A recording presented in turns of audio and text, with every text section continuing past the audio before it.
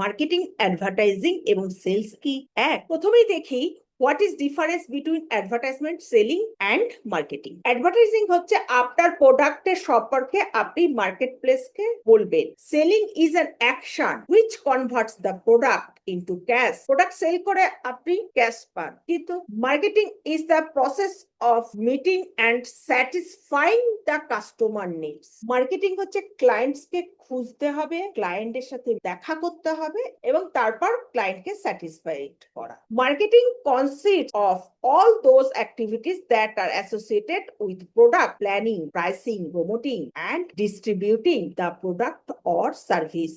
Marketing দুটোই research এবং practice. Marketing is all about good communication. Marketing এর জন্য আপনাকে ফ্লুয়েন্টলি ইংলিশ যে জানতেই হবে তার কোনো প্রয়োজন নেই। তো আমি যদি এফেক্টিভলি কমিউনিকেট করি তাহলে সেটাই হচ্ছে মার্কেটিং।